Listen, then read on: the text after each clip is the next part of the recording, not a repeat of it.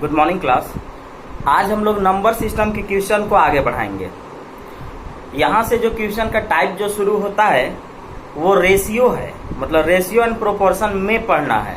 लेकिन चूंकि number system का पार्ट आ रहा है तो उसको हमें बताना पड़ेगा यहाँ पे, तो हम लोग उसको रेशियो एंड प्रोपोर्शन में भी पढ़ेंगे। लेकिन यहाँ पर भी कुछ क्वेश्चन आया हुआ है जो कि हम यहाँ पर देखेंगे। तो रेशियो मेथड से बनाने का कुछ तरीका है, पहले क्वेश्चन को देख लेते हैं, फिर वहां से हम उस चीज को समझते चलेंगे। क्वेश्चन नंबर 50 का क्या नाम है?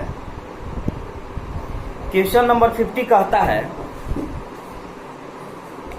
कि तीन संख्याओं का योग 68 है, 68 है। यदि पहली तथा दूसरी संख्याओं का अनुपात 2:3 तथा दूसरी तथा तीसरी संख्याओं का अनुपात 5:3 हो तो दूसरी संख्या क्या होगी? यानी देखिएगा, अगर मैं पहली संख्या को a और दूसरी संख्या को b मानूं, दूसरी संख्या को b और तीसरी संख्या को c मानूं, तो हमारे पास कह सकते हैं कि a:b दिया हुआ है और फिर b:c दिया हुआ है। और उसने कह दिया कि इन तीनों संख्याओं का योग 68 है, 68 है।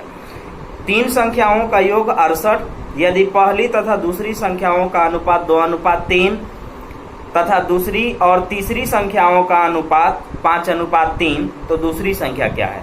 तो मैं एक काम करता हूं कि पहली और दूसरी संख्या को a और b लिखता हूं। तो देखिए, यहां पर दिया हुआ है कि a और b यानी पहली और दूसरी संख्याओं का जो अनुपात है वो है 2:3।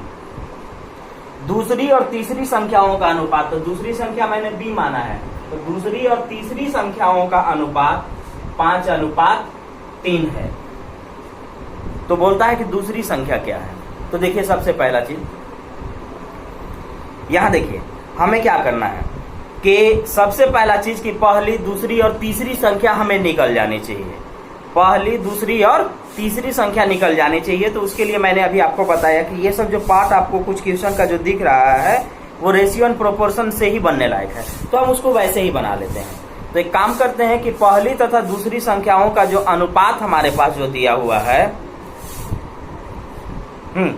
पहली, दूसरी और तीसरी संख्या यहाँ पर दिया हुआ है, यानी हम उस चीज को लैंग्वेज में बदल करके ये बोल सकते हैं कि a:b 2:3 दिया हुआ है और b:c 5:3 दिया हुआ है। इतना इसलिए बता रहा हूँ कि क्योंकि कंटिन्यू क्वेश्चन कुछ इसी टाइप का है, हम डायरेक्ट वहां पर ऐसे बात कर लेंगे। तो देखिए, यहाँ पर बनाने का तरीका इसको बहुत सारा है, लेकिन जो सबसे बेस्ट है हम आपको वो बता रहे हैं।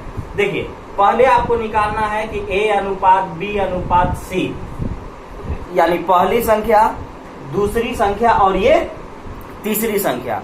पहली संख्या, दूसरी संख्या और ये तीसरी संख्या का अनुपात हमसे पूछ रहा है। तो देखिए, a आपके पास कितना है? तो आप बोलेंगे 2। b कितना है? तो 3। लेकिन जब यहाँ आऊंगा तो यहाँ भी b है और वो है 5। तो जब b है तो हमको b के सामने लिखना होगा, तो यहाँ लिखा गया है, तो अब नीचे लिखिएगा इसको। तो b में आप लिखिएगा 5, आप लिख लिए अनुपात। अब c के सामने यहाँ 3। अब आपको क्या करना है कि अब आपको सिर्फ इतना करना है कि जो खाली जगह दिख रहा है, जो जिसके बगल में पड़ रहा है, बस उसको लिख दीजिए। जो खाली जगह पड़ रहा है और जो जिसके बगल में है उसी को लिख देना है। जैसे यहाँ देखिएगा, यहाँ भी खाली जगह है, लेकिन इसके बगल में कौन है? 3 है, तो 3 लिखिए। यहाँ देखिए, यहाँ भी खाली जगह है और यहाँ जब खाली जगह है तो इसके बगल में कौन है? तो यहाँ 5 है, तो आप यहाँ 5 लिखेंगे और एक दूसरे को मल्टीप्लाई। हाँ, तो यहाँ पर हमने क्या किया कि जो खाली जगह थे उसको मैंने भर दिया जो जिसके बगल में था। अब यहाँ पर मल्टीप्लाई यानी इसको गुना कर दीजिए। तो यहाँ देखिए, 5 दूना के 10, 5 दिया 15 और 3 दिया 9। अब यहाँ a का रेशियो 10 आया, b का रेशियो 15 और c का रेशियो 9 आया। यानी पहली संख्या 10, दूसरी संख्या 15 और तीसरी संख्या 9। तो पहली, दूसरी और तीसरी संख्या यहाँ पर हमने निकाल लिया। अब हमें क्या दिया हुआ है कि इन तीनों संख्याओं का योग 68 दिया हुआ है, 68 दिया हुआ है। इन तीनों संख्याओं का योग, यानी अगर इन तीनों को जोड़ दिया जाए तो 68 यानी 68 आना चाहिए। तो इनको जोड़िए, तो जब इनको जोड़िएगा तो 15 और 10 25 और 25 और 9 होता है 34। आ गया 34, यानी इन लोगों को मैंने तीनों रेशियो को जोड़ा तो 34 आया, और इन तीनों संख्याओं को जोड़ा गया तो 68 यानी 68 दिया हुआ है क्वेश्चन में। इसका मतलब 34 रेशियो का वैल्यू 68 है, तो एक रेशियो का वैल्यू 2 आया, 34 गुना 68, एक रेशियो का वैल्यू 2 आया, तो एक रेशियो का वैल्यू अगर 2 आया तो हमसे पूछा जा रहा है दूसरी संख्या, तो दूसरी संख्या कौन है? 15 है। तो एक रेशियो का वैल्यू 2 है, तो 15 रेशियो का वैल्यू 15 दुना के 30, और ये हो गया हमारा आंसर। एक बार हम फिर से समझेंगे। अब यहाँ पर समझिएगा, हमारे पास पहली संख्या, दूसरी संख्या, तीसरी संख्या दी हुई है, तो यहाँ से हम पहली, दूसरी और तीसरी संख्या निकाल लेंगे, और उसके बाद उन दोनों का रेशियो, तीनों का रेशियो निकालेंगे, और रेशियो से डायरेक्ट जो क्वेश्चन में दिया हुआ है वहां से हम तुलना यानी कंपैरिजन कर लेंगे। यानी पहला काम हम ये करेंगे कि एक बार मैं आपको अलग लिख के दिखा देता हूँ कि पहले आप अगर 3 संख्या दिया हुआ है तो आप 3 लिखेंगे, 4 संख्या दिया हुआ रहेगा तो 4 तक आप जाइएगा, और लिखने का तरीका एक बार फिर से, A अनुपात 2 दिया हुआ है और B अनुपात 3 आपने लिख दिया। अब B फिर है यहाँ, लेकिन अब आपको नीचे लिखना है, तो 5 अनुपात 3, जो जिसके बगल में पड़ रहा है खाली जगह है आप वहां पर उसको लिख देंगे। तो यहाँ खाली जगह है, यहाँ बगल में 3 है, 3 लिखेंगे, यहाँ खाली जगह है, इसके बगल में 5 है, आप 5 लिखेंगे, गुना करेंगे, 5 दुना के 10, 5 दिया 15 और 3 दिया 9। टोटल रेशियो कितना है? तो 34 है। टोटल संख्या कितना है? 68। एक रेशियो का वैल्यू 2, तो 15 रेशियो का वैल्यू कितना? 3। क्यों? क्योंकि हमसे दूसरी संख्या पूछा गया, और दूसरी संख्या हमारे पास है 30। ये हुआ आपका।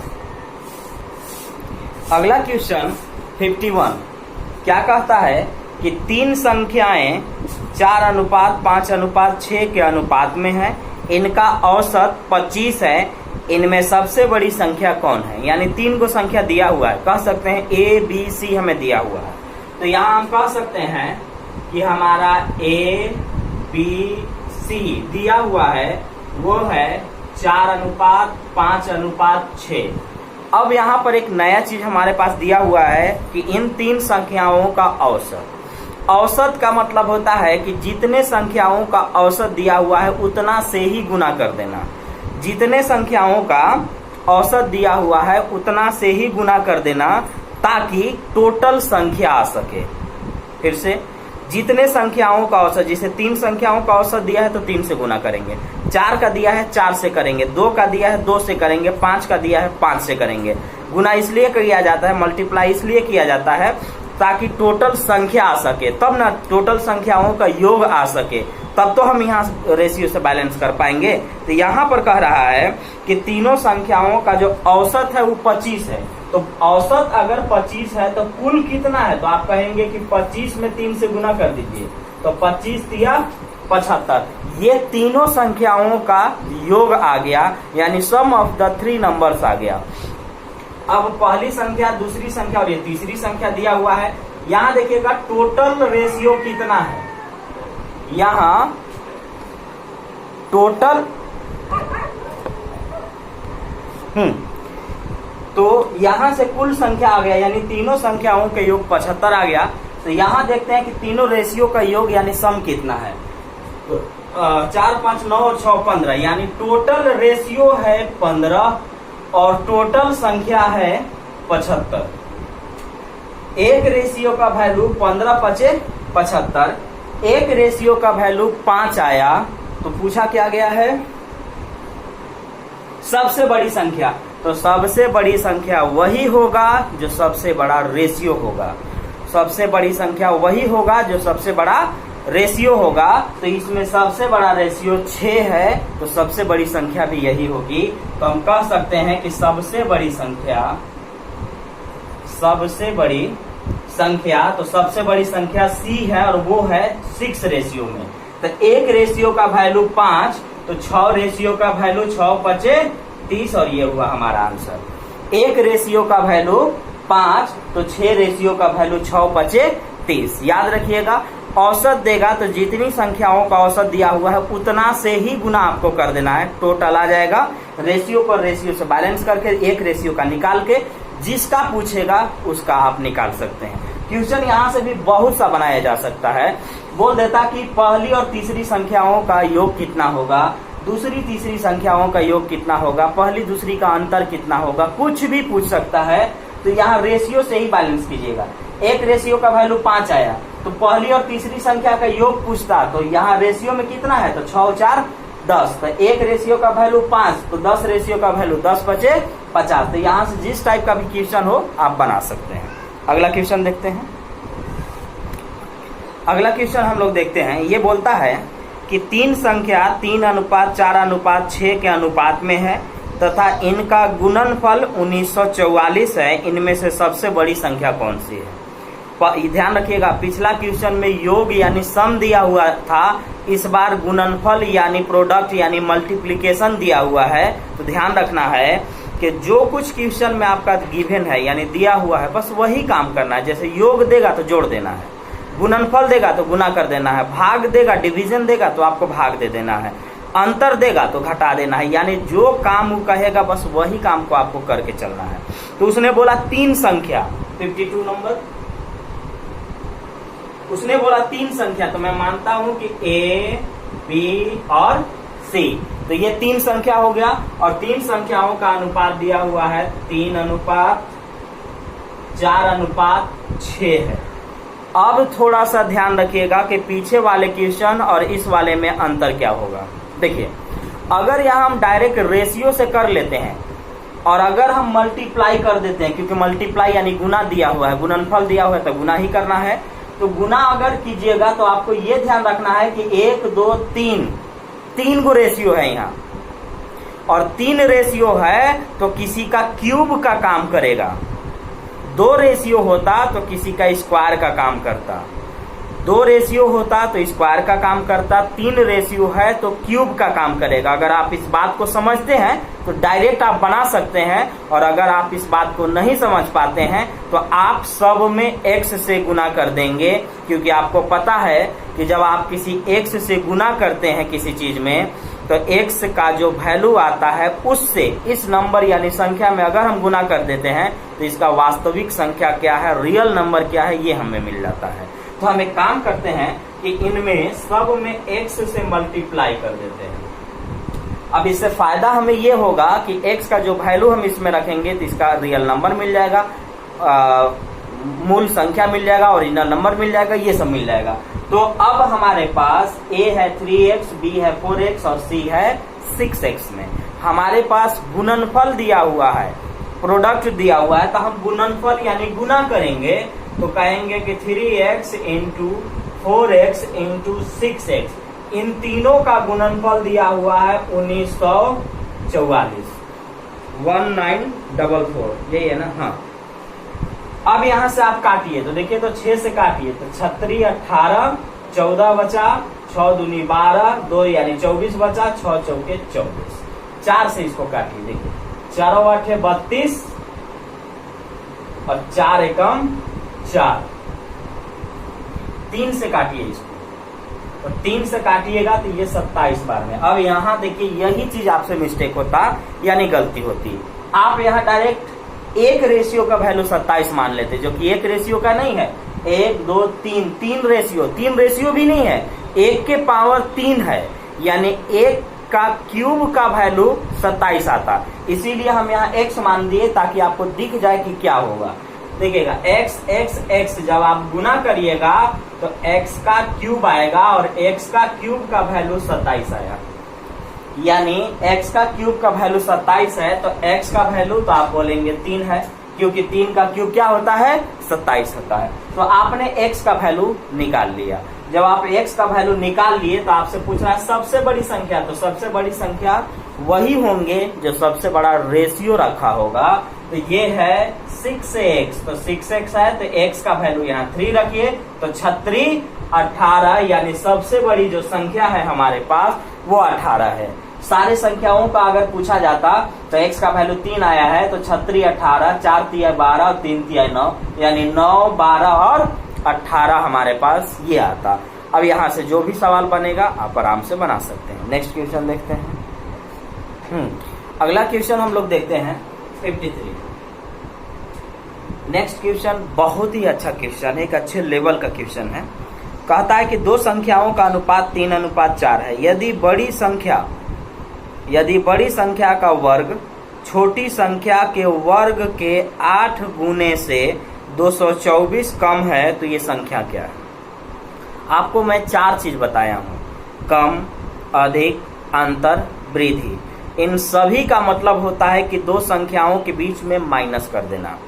इन सभी का मतलब होता है दो संख्याओं के बीच में माइनस कर देना। बस फर्क कितना रहेगा, थोड़ा ध्यान ये रखना है कि माइनस करते वक्त ये ध्यान रखिएगा कि जो बड़ी संख्या है लैंग्वेज के अनुसार जो बड़ी संख्या है उसको पहले रखें और छोटी संख्या है उसको बाद में रखें। तो इस बात का पूरी तरह से आप ध्यान रखेंगे। तो पहला चीज उसने कहा कि दो संख्या है, तो ध्यान दीजिए तक कि दो जो संख्या है आपके पास वो क्या है, तो 3:4 में। यही बोल रहा है कि दो संख्या हमारे पास जो है वो 3:4 में है। तो दो संख्या अगर 3:4 में है तो अगर इन दोनों संख्या में देखेंगे तो छोटी संख्या ये है, बड़ी संख्या ये है। और अब आपको पता ही है कि अगर कोई चीज रेशियो में है तो आप उसमें x से मल्टीप्लाई कर दें यानी गुना कर दें, ताकि जो x का वैल्यू आएगा उसमें गुना करने पर इनका संख्या क्या है ये हमें प्राप्त हो जाएगा। तो उसने जैसे जैसे कहा ध्यान रखिएगा हम करते हैं। कहता है कि बड़ी संख्या का वर्ग, वर्ग मतलब स्क्वायर, बड़ी संख्या का जो स्क्वायर है, बड़ी संख्या का जो स्क्वायर है,